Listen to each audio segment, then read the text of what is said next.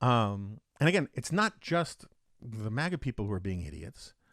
Everyone's being idiots. I mean, again, for all I know, this woman is a brilliant, good lawyer, public servant, yada yada. But I saw yesterday, 2 days ago, on before the indictment came out. This woman, I don't remember her name, who's a DA, a prosecutor in Manhattan. I guess she ran in the primary against Bragg, but she went on this jag on Morning Joe about how, the one thing all Americans and certainly all districts attorney, regardless of who appointed them or what party they belong to, should all agree on is that they're threatened violence against district attorneys is outrageous. And she's absolutely right about that. It's outrageous. It is intolerable. It's indefensible. It's also just really stupid. And I agree with that on top entirely. But it just shows you the inability of people to actually appreciate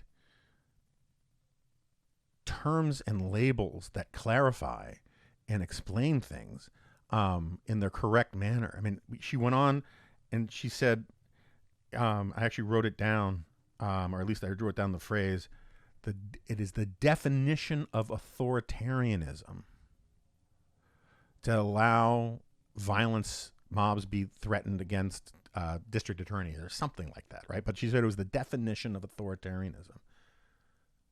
It's not the definition of authoritarianism.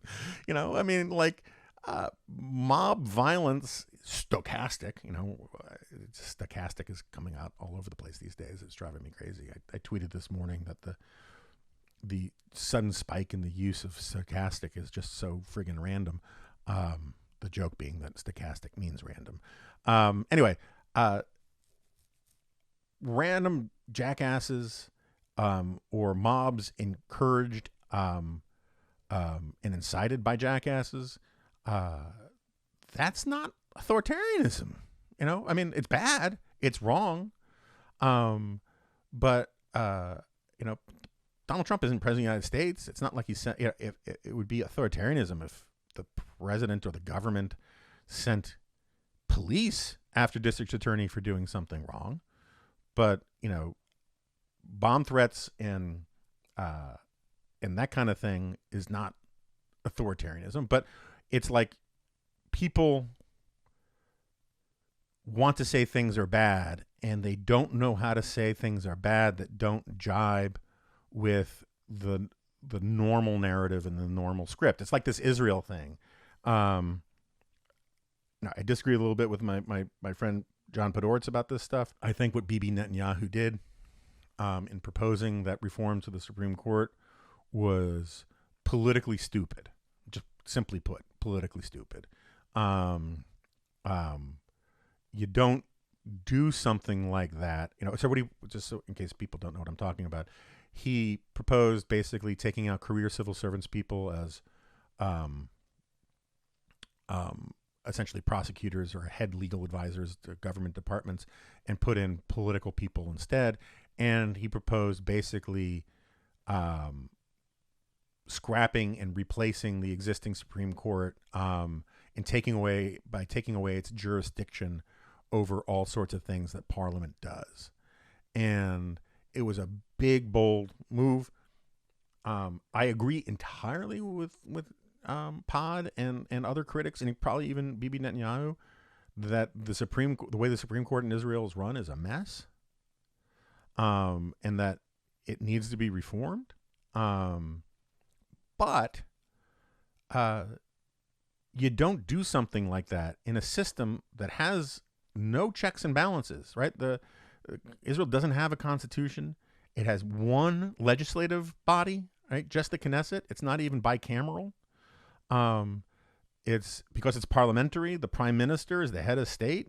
I mean, I know there's a president who, maybe he's formally the head of state, but that's a ceremonial head of state.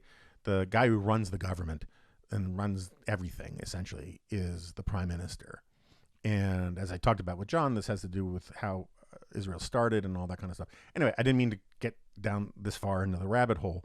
My only point is that you constantly hear people say Netanyahu's at war with democracy.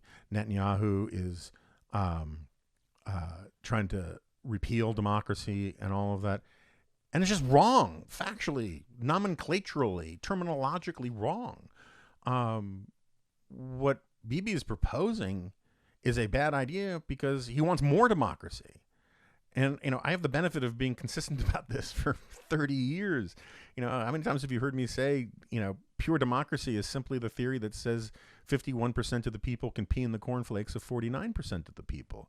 Pure democracy is a bad way to run things, and it almost invariably will lead to authoritarianism. What you need is liberal democracy, right? What you need is constitutional democracy. You need checks and checks and balances, right? You need separation of powers. You need things, getting back to that Gary North stuff. You need different institutions in government that circumscribe the ambitions of other parts of the government by being in a positive competition with them. You get better results in a court of law from an adversarial process of a prosecutor and a defense hashing it out and contesting stuff. You get better government and you get freer government. You get freer people if you have a government that does not have unitary control by a party, or by even a single branch. And, Israel was lucky to last as long as it has been as a democracy with this fakakta system that they've got. If I had my druthers, Israel would go and write a friggin' constitution. And I cannot imagine the arguing that you would get at an Israeli constitutional convention. It would be fantastic sort of Mel Brooks skit. But anyway, the point is that the anti or undemocratic institution, using the actual meaning of democracy in Israel, is the Supreme Court. It's not Bibi. Bibi won an election. Parliament is elected body. He wants the elected body to have more power, not less. But we are so bad. I know this is a recurring theme on here. We're so bad at explaining that republicanism, trusteeship, is a really important part of liberal democracy. That we've fallen into this thing. It's sort of like the opposite of how fascism just means everything that's bad. Democracy and democratic just means everything that's good. And it's just not the case. It's sort of like my thing about how the Constitution, allows for bad things and prevents good things, because it actually has a meaning.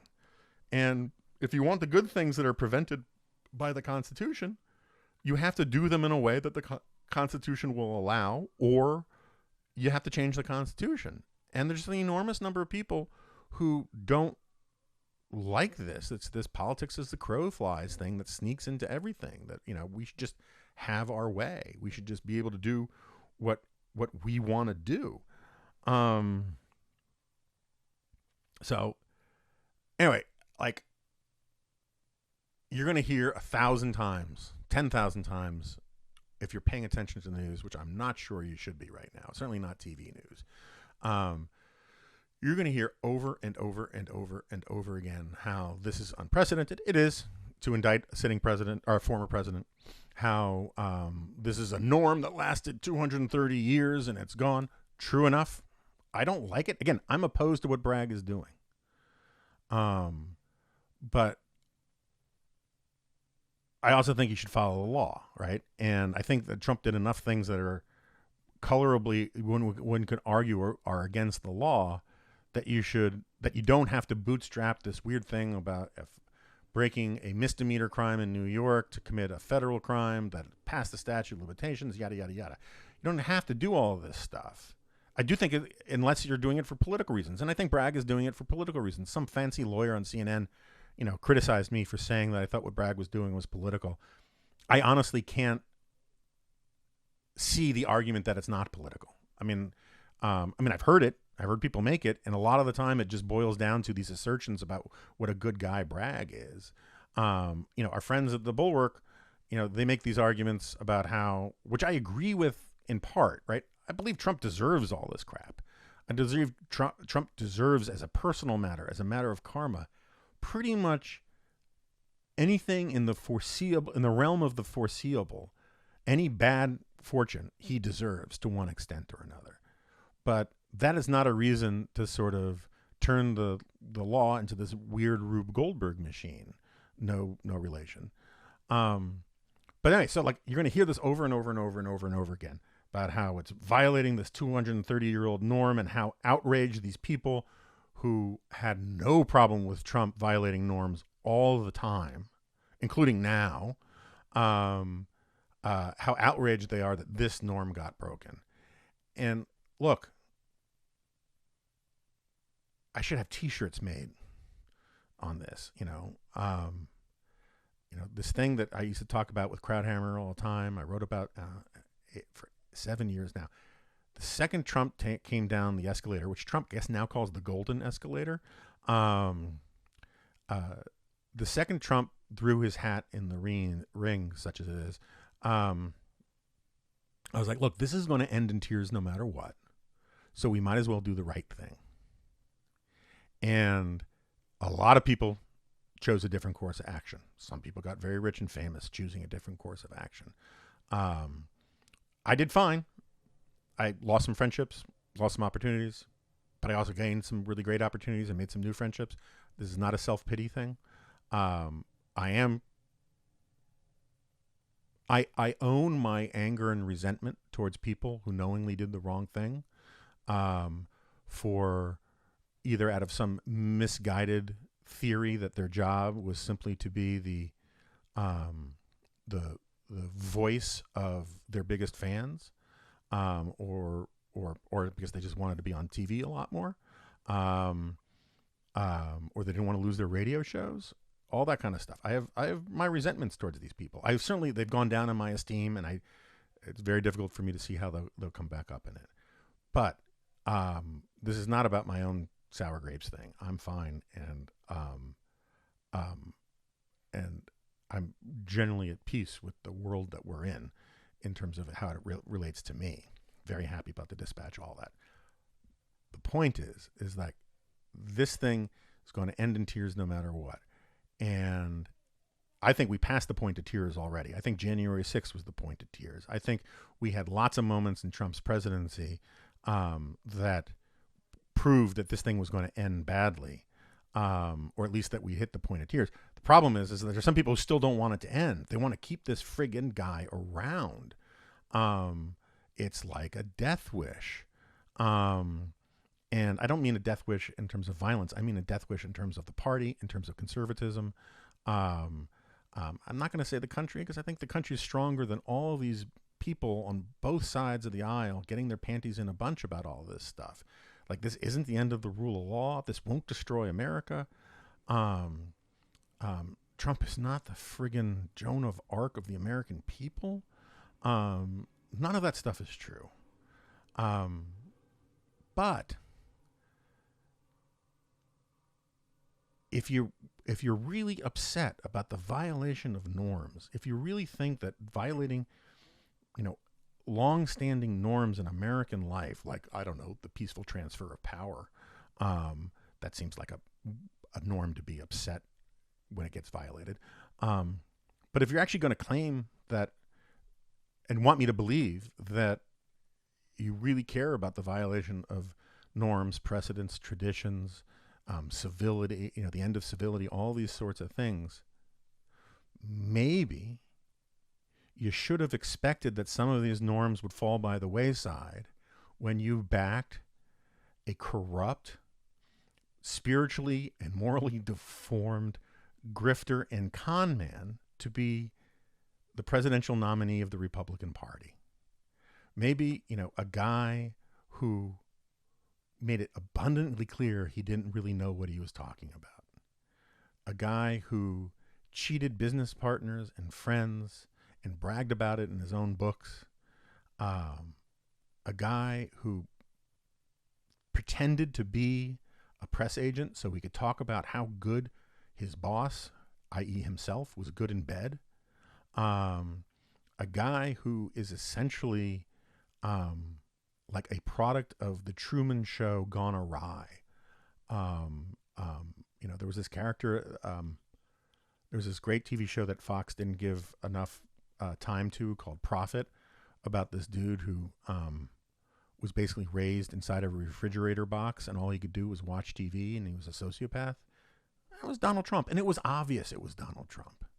The guy was always an intellectual and moral fraud, and he did nothing to disabuse people of that opinion who are capable of rendering it for years in office. And instead, you got people like, what's his face?